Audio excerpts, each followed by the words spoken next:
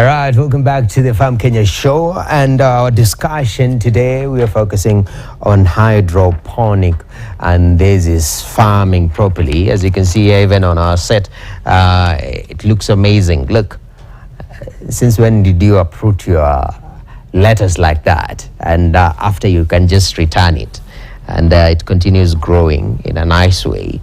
That is our focus today. And of course, in studio, as I earlier introduced them, Onesma Zablon is an agronomist. We have Michael Njeru, who is the CEO of Hydroponic Solutions.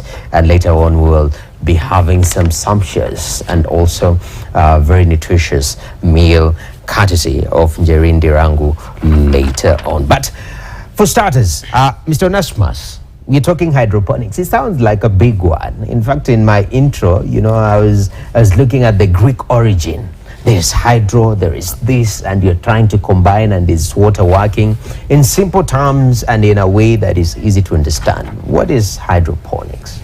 Okay, let me put it like this, for it to be simple, and we forget about the Greek words. Hydroponics simply means feeding your crops through water. Now, when I say through water, what I mean is instead of you using the soil, you know, for you to plant a crop in a normal way, there must be soil. The soil must be having water, nutrients. Now what we do in the system you have there, we run the nutrients, which are organic, through water. They pass through the roots, then they go up through the plant. Now, instead of you doing it in the soil, you do it in a hydroponic way.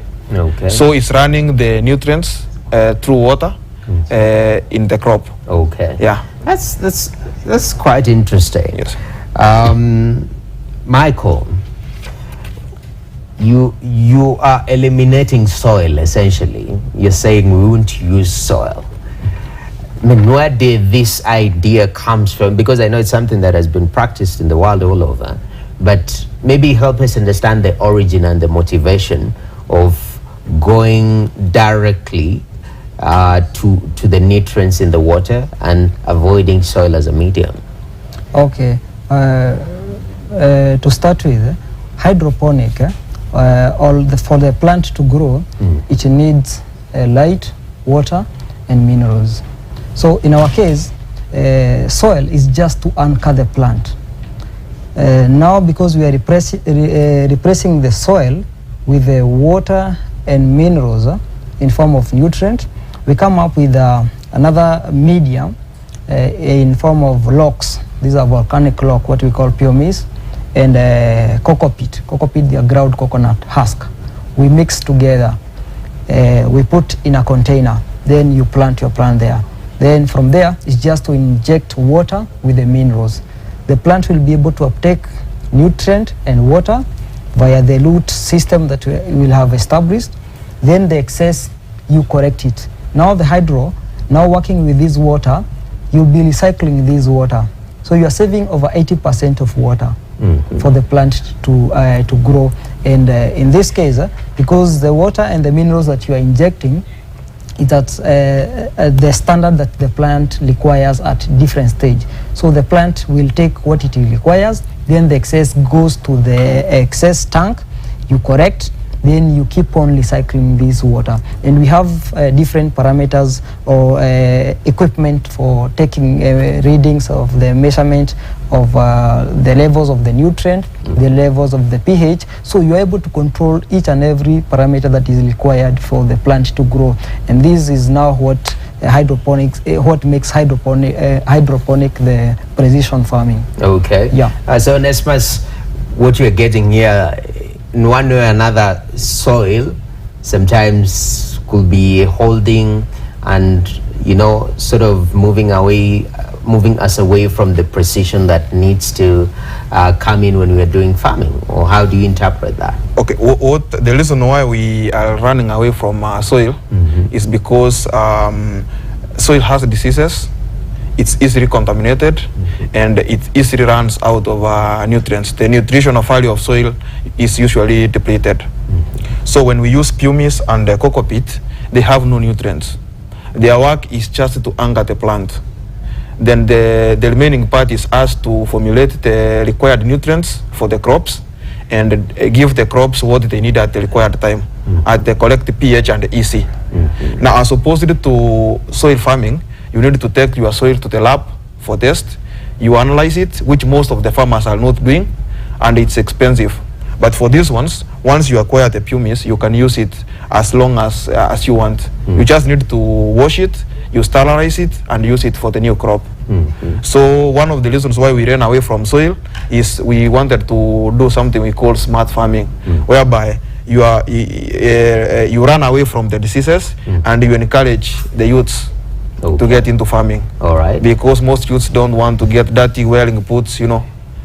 So we thought we needed to get them something they can do and make money out of it. Yeah. Smart, like you look smart while farming. Yes. You know? This one you can do without sweating. Okay. Yes. That's interesting because Michael, being told this is the way to food security in the country. Because one of the challenges that we've been facing as a nation, first of all, it's been the issue of we import a lot of food. Yeah, we can't feed ourselves as a country. That's one. But even what we grow locally, it is sort of subsistence. It is rain-fed agriculture. What do you think? Because this seems to be a solution that you can do hydroponics throughout the year and supply food. What is stopping people from taking up this practice? I would say like with the hydroponic, it is because most of the farmers or the people, they have not been able to reach into the hydroponic, the terminology and also the process. They have not been able to understand what is this hydroponic. It's a new actually into most of the areas. It is new to them.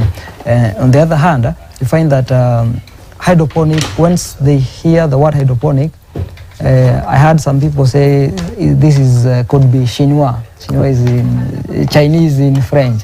So it could be something food like coming from somewhere and you bring it in our country. No, but we try to explain that this is something that is doable. The same way we do it on the conventional method, it's just that we are converting this to be on a smart model and we are able to produce this food. Okay. Yeah, mostly it's just the knowledge and since nowadays that there are few extension officers that are reaching to the farmers and actually most of the extension officers, sorry to say this, but you find that they are aged.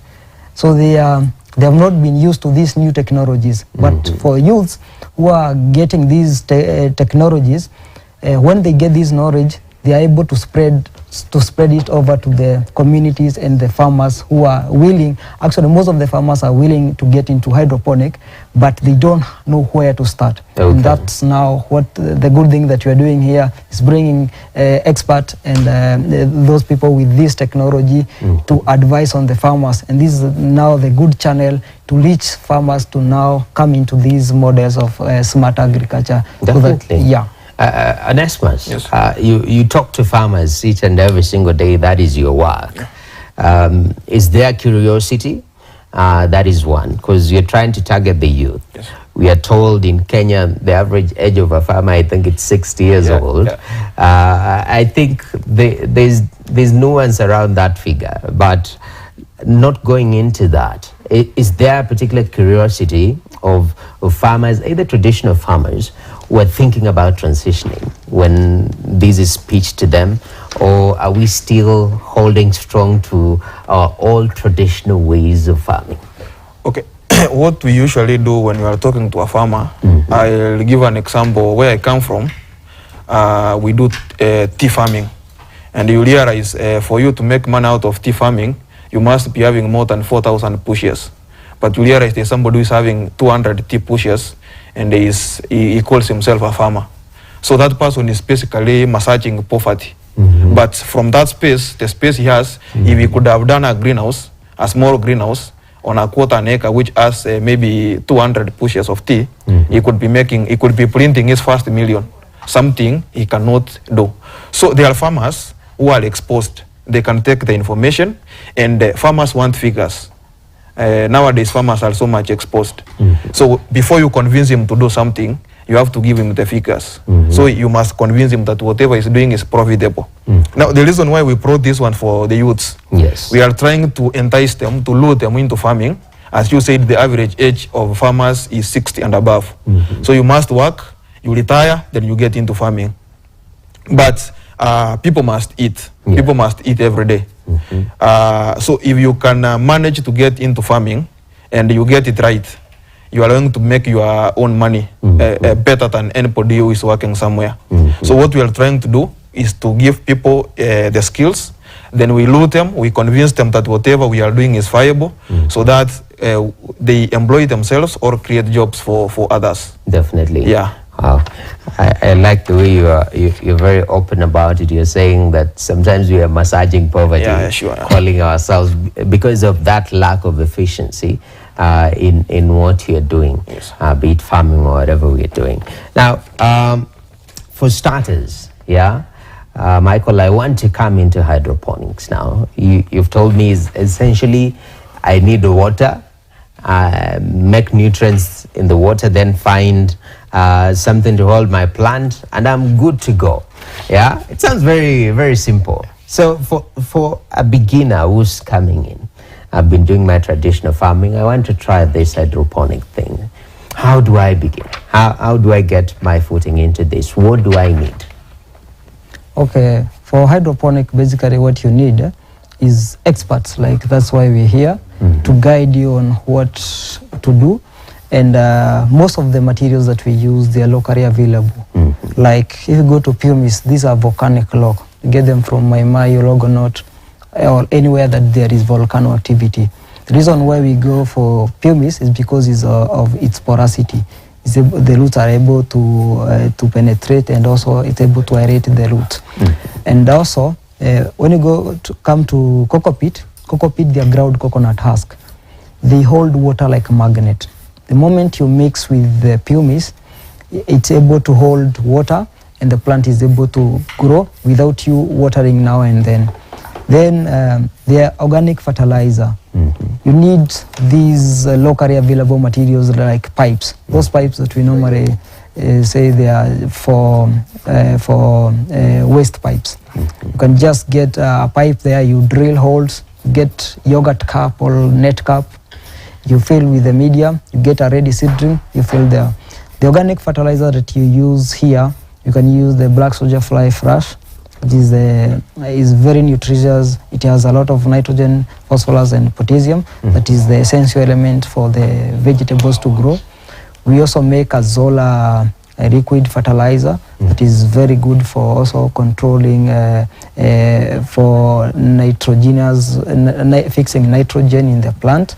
That is basically the essential element that is required for the plant to grow. Okay. So what we basically need is experts like us to come in.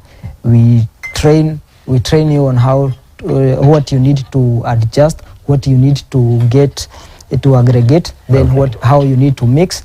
Then you get on board and you start by yourself. Actually, this is something that you can, is taught actually online. Just with a phone call, it can guide you on take 1, 2, 3, then you start yours. After a few days, you're happy and you tell me, my vegetables, and you have saved me some coins from my kitchen. You can also get some meat there because me, I grow vegetables. Yes. Yeah. So okay, the material that you use to hold the plant, you call it? It's pumice. Pumice. And that's cocoa peat. So generally, what do you call it? Okay, let's just call it the material that holds the plant. Because here we have the plant, yeah? Yes. Let me use this as an example. First of all, Onesmus, so you've gotten these materials, and Michael has explained why this is favorable. There is the easiness and the ability to hold water, and then organic fertilizer in terms of nutrients, and Zola 2 matters to do with nitrogen. For starters, do you need to be very aware what you want to plant? Is there a limitation? Is it limited to vegetables? Are we doing only kales and sukuma wiki, or it has an ending capabilities? Okay, thank you for the question. It's good you have gone there. We have different systems of hydroponic farming. So the system that is there is given the name NFT, or nutrient film technique, whereby there is the aspect of nutrients circulating, going to the reserve tank, going back to the main tank, and no nutrient wastage. For this system, you can only grow short crops that can be able to support themselves. Okay. Whatever we have there is a variety of crops that you can grow. We have lettuce, different varieties of lettuce. Yes. We have spinach. We also have celery. We also have amaranthus. Those are some of the crops that can be grown in this system. Kales also, collards can be grown in the system. Chinese cabbage, anything that is short, it can fit in the system. But now if you want to do capsicum, you want to do cherry tomatoes, you want to do cucumber, you cannot do them in the system because they need support. So these are different system. We call it a trough system, whereby you just need the pumice and the cocoa pit, you put them in the trough, then you plant your seeds or seedlings on the trough. So that's a different system. And now the choice of your seeds or seedlings will be dictated by the market. You cannot grow lettuce when you don't have the market. So you have to do your market survey well before you plant. Okay. Yeah. Definitely. Yes. So depending on the system and the product and the demand, as you rightly put it, you come up, you plant. Yes. I see, Michael, there is, you know, it's well put in like a small basket, you know, when you expand these times 20s, where people drop their used clothes and whatnot. But so essentially you plant your seedling in here, then you place it. Is it something that somebody can make at home, Michael? Yeah, it's something that you can make at home. What you have said is that with different system or different techniques of hydroponic, because there are types of hydroponic that you work with. For leafy vegetables, you can go with this NFT vertical system. This one you can go as high as you would be able to manage over your height. There is also the trough system that you have said. For this one, because it's an NFT and we use this net cap. This net cap is the one that you use to normally to put your toothbrush or pegs there. Yeah, so once you get this cup and you make sure that you have cut the circular hole on the pipe. Okay. You start with the circular hole on the pipe. In fact, let me remove the front one so that it can be seen. So you've gotten your pipe. Yeah. Then you make sure you've made a hole on it. Yes. With a drill. Okay. Then you get this cup. The media is well mixed to a ratio of 60% pumice, 40% cocoa peat. You mix well. Then you fill in the cup like to 3/4 way of the cup. You get a ready seedling from a seedling propagation tray with the whole root system. You place it at the center of the cup. Then you fill with the media. You put it back in the growing chamber. Now it's a growing chamber. Okay. Then you start now. You get water and the minerals. If you are doing actively, you can just get a cup. You fetch from the bucket. You do it manually. Like for our case, it's just for manual. You can do it manually. Okay. If it is an automated system, you can have an irrigation system running over. Then the plant will establish roots. The root will be now like what you have seen, the mat. Yes. Underneath.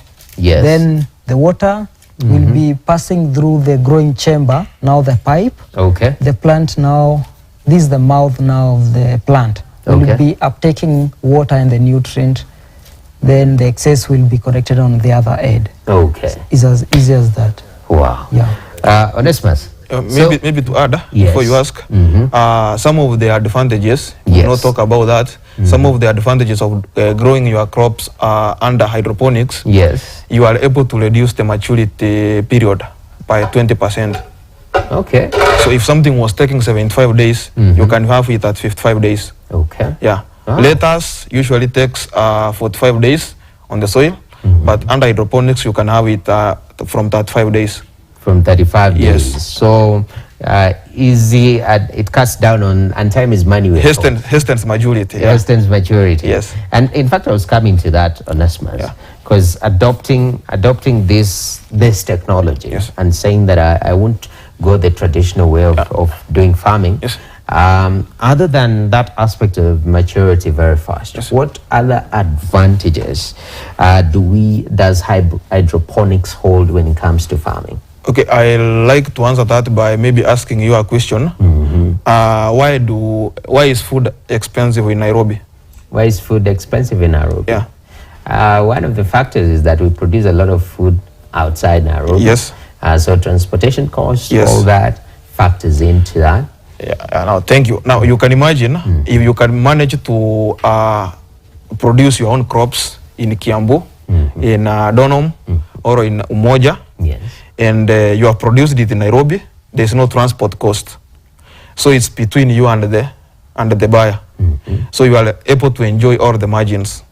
So one of the advantages of hydroponics, it requires more space. So instead of you doing 2 acres somewhere in Eldoret, you can utilize a quarter an acre in Nairobi and produce more than somebody who is in Eldoret. So one of the things you will enjoy when you are in Nairobi is the prices. You will be able to get good prices. Maybe somebody who was doing kales in Kisii could be selling a kilo at 10 shillings, but you in Nairobi you will be getting 30 shillings. So you will be maximizing the profit. Number 2, there are less disease incidences.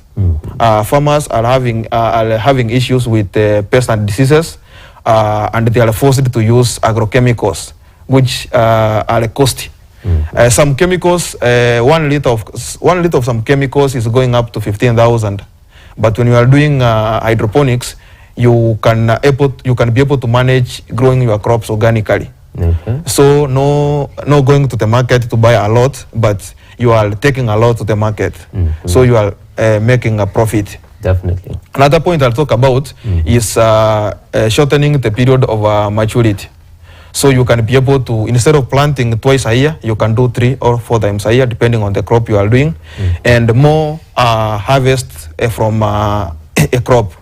I've done some research and I've observed, for example, from capsicum, we have managed up to 20 kilos from one plant.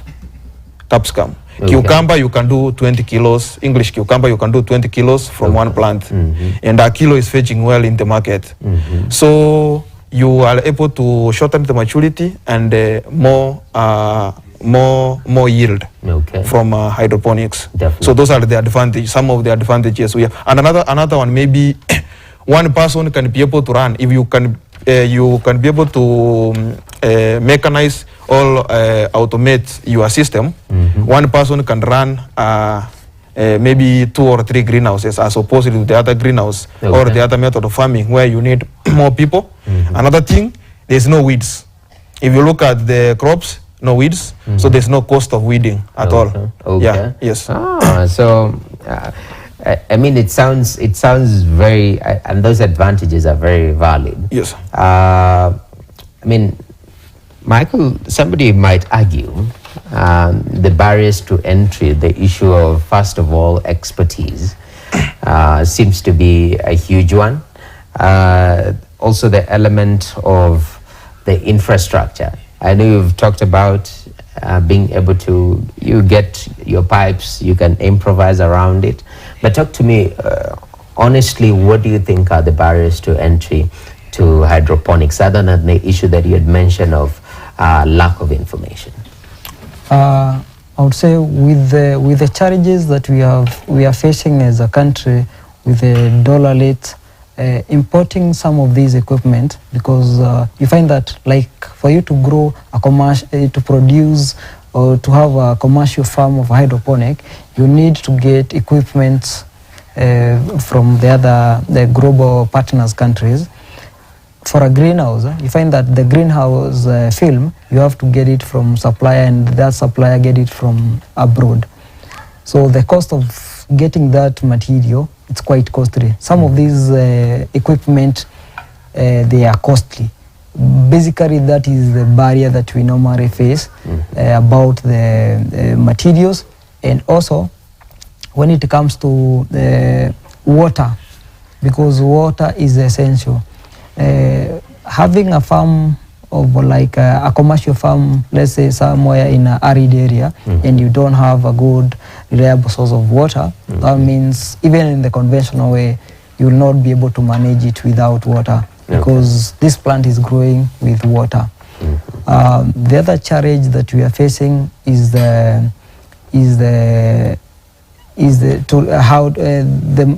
once you produce your crop, at some point we have these challenges that when you get a good, nice tomato into the market, we have challenges. Some people, they say this is GMO, that narrative of GMO and growing in indoors. But that is a narrative that is, we would go back to saying that is lack of the knowledge, because whatever we grow in hydroponic is the same seed or the same seed that you can be able to grow in the conventional method of farming. Yeah. Ah, so the market also, in terms of the product and the quality of the product, sometimes do you mean that we've been long exposed to what we are used to seeing, that if a product comes in maybe looking a little bit different, it becomes difficult? Yeah, when I produce a very huge leaf of sukuma wiki, they'll say this is a GMO. If you have a very big tomato, a cucumber, there's a day we just planted some cucumber and we had harvested. They were very huge, and I posted on my page. Everybody was asking me, is this really a cucumber? I need some. I need the big ones. But when you get there, they are like, this must be GMO. Okay. Yeah. that's quite interesting. Yeah, and I go by, I look for the biggest, I'm like, let me have that. Yeah, but also I get that perspective, which is quite interesting. Jerry, we've been beating stories here about, about hydroponics. I don't know, as a chef, are you guys normally very keen, especially sourcing of vegetables? And are these some of the things that you look at? Where was my vegetable grown and whatnot? Yes, we do. Especially for me, I work in an institution where we feed children. It's a school. We are really keen on where we source our vegetables, and it's very important because those are the things that can make children really get sick because of that food poisoning thing. We are very keen on that. Okay. We are very keen. That's incredible. Yes. So I see you've already, you've umekatakata kila kitu. The way, like when I cook at home, I want to prepare everything. So it's just dropping in. Yes. Where are we so far in terms of preparation? I'm ready to go. You're ready to go? We can start frying one of the vegetables. Okay. As it continues, we can be mixing the salad. Beautiful. And explaining what dressing we can put in the salad of today. Okay, sawa. Lovely. We're going to take a short break right here on the Farm Kenya show. And when we come back, of course, still having this wonderful discussion. And as you can see there, everything, the ingredients are very, very ready. Some of us, you cut out your ingredients, then you start eating the tomatoes. Your eyes, no, be patient with yourselves. So we take a short break, we'll return with more.